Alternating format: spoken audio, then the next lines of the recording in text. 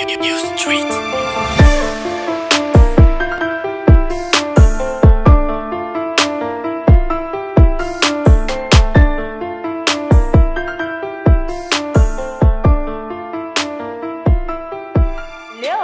It's a great day and I am excited about that, thanking God for the gift of life and of course the privilege to be counted among the living and the spirit and the strength to be able to do this again.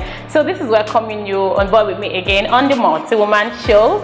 And then I'm sure the previous video you watched was letting you know what the Multiwoman show is all about and then what we'll be doing here. So today I have brought my promise. I'm going to fulfill my promise today, and then I have one awesome personality in the studio with me today, and then really I can't wait for you to learn from her. I have learned from her over time, and then I feel she should just share this to everybody and let them know that, you know what, as a woman, you can have everything you want, and that is the idea behind the Multiwoman, okay? Have everything you want. When I mean everything, I mean everything. Like you can have a good life, you can have a very fantastic family, you can have a blossoming business, you can have a very successful career, you can have a good life, everything, all encompassing. And really, that is the succinct idea behind the Multiwoman. So today with me on the show is one inspiring lady I told you already. She is a social entrepreneur. She's done a lot for herself, for women around her, and for the community at large. She's passionate about health and mental wealth of women and the entirety about their well-being. She's a maternal and child care expert.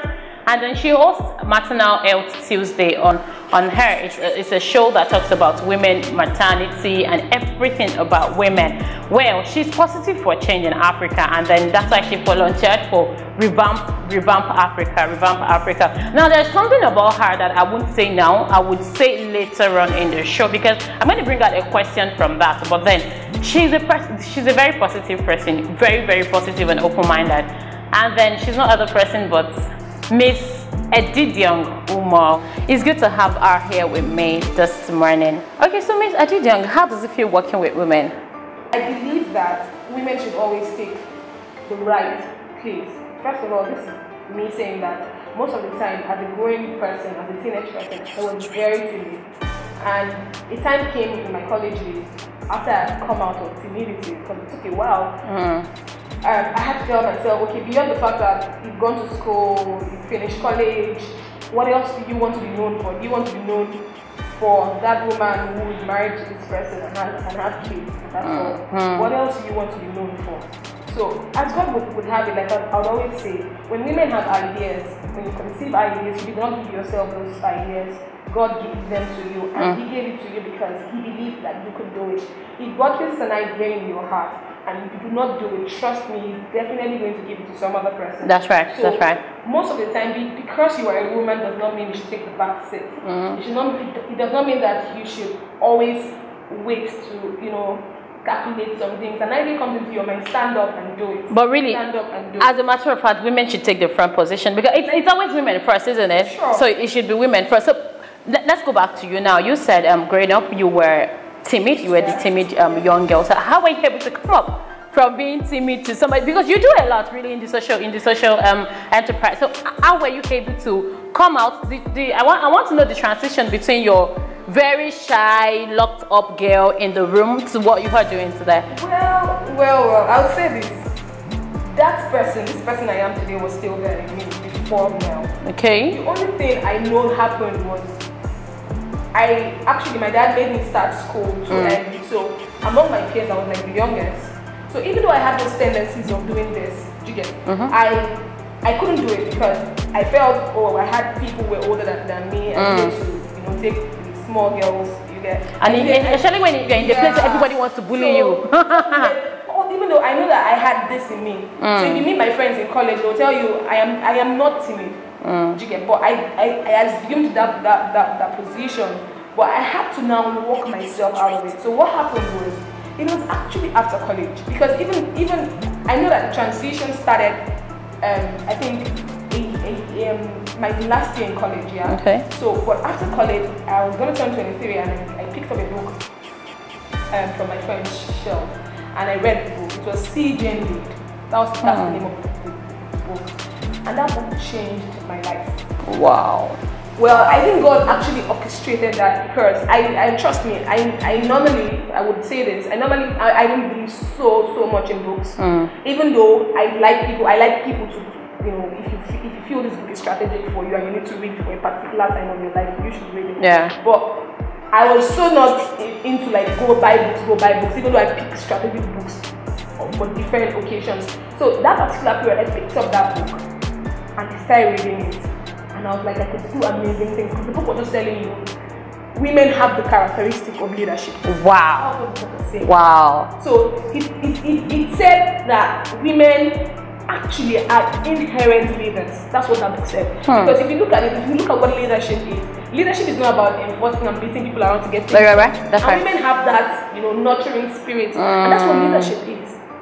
Leadership is not about pushing people. Oh, yes, sit down there, you know, stand up or do that. Leadership is about nurturing and getting people together to do things. So I believe that after I read that book, I was like, this is who I am. Wow. I'm not forceful. Wow. I try as much as I can to, you know, anytime I think about that book, I'm like, of course I influence a lot of people, so I try to get back to that book because that's why I started.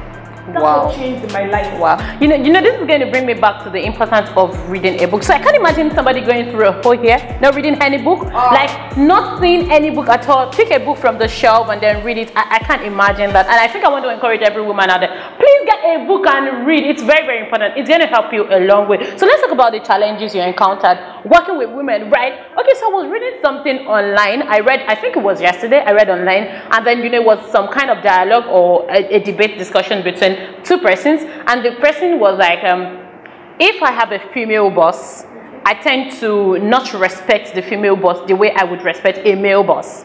All right, that was the center of the discussion. And then the other person was saying she was actually justifying it that yes, I won't respect a female boss because females have a whole lot of issues attached to them. So I was just like a very nominal person in the discussion. So I asked her, so are you saying if you're a female boss, you would have issues because you're female? So why should you be saying something like that? And then she was just trying to, you know, beat about the bush. But then I don't think so. But then all the same, how about the challenges you faced working with women? Well, like I'll address this because most of the time I hear this a lot. People say, women have issues, women have that. But let this be known.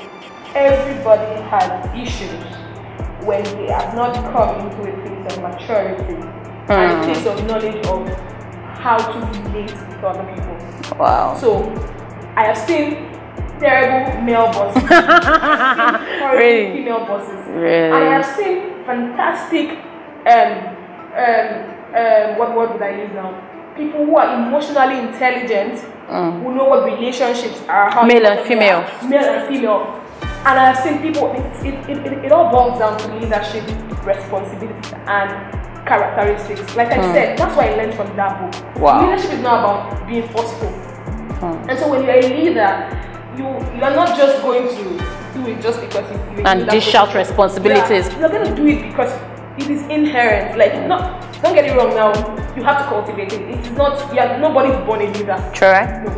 You have to cultivate those characters. That's why when I see leaders who don't have content of character, I have issues with those leaders. I'm sorry, I always say this, but I have issues with people who don't have content in their character. And when you tell me because it's female that is doing this, female have issues, but no, that's not it. If a leader has not been able to train his or herself to get to that place where you have content in character, you know that nobody can push you to start screaming on the streets. Nobody can push you to start pushing out, to start giving attitude when you don't want to give attitude. You get, or when you're not supposed to. Emotional intelligence, how to balance, you get how to relate with people, how to get people to do things for you. When you have not come to that place, you are not yet a leader, male or female. Wow.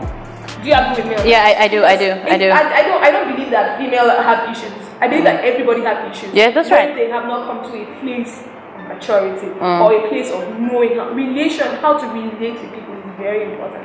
It's the most important. It's even fundamental. It's fundamental. So if you have not come to that place here, which is part of leadership, I believe that issue should not even be whether you are male or female. I have a lot of them. I love them. So let me go there. So women out there, and if you are a leader, you you have a leadership position that you are, you are opportunity to be leading, I think that you should go learn. If people are complaining, because I seldom, I even like, I say it, I like female bosses.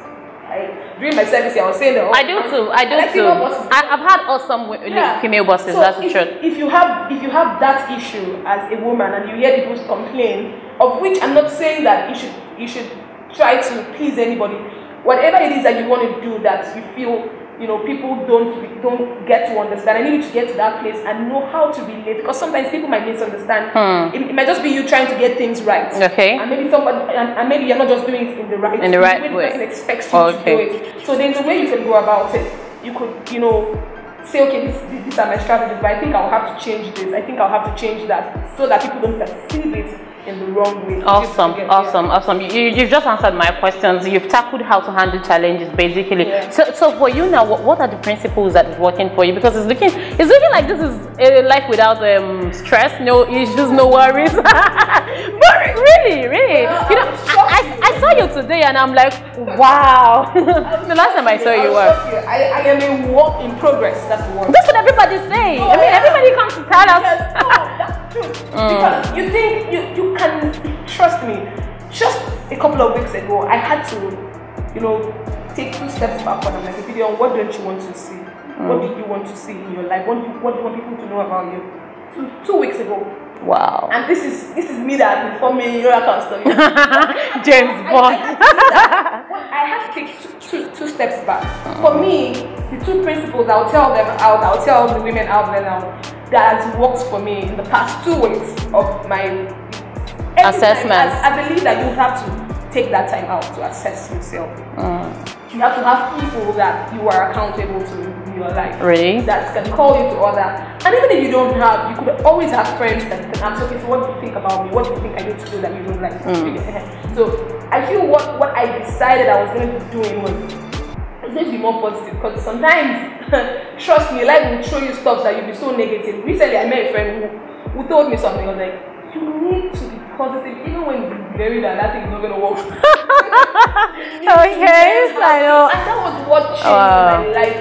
So, and in the last 2 weeks, that's been crazy. The planning of the breastfeeding event, and all of that. So, it's been crazy, and then a lot of financial challenges. There's a lot of people who are not meeting up deadlines.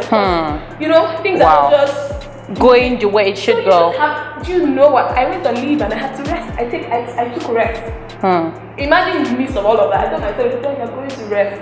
Wow. And trust me, I'm sorry I have to say this. I wasn't. Hello, my name is Edidiong. I have been with you on the Multiwoman show, and it was a fantastic experience to share my experience with you. I want you to hit the subscribe button to follow this video, to learn motivational things that you would do as a woman to aid you become an exceptional woman for Africa and for the world at large.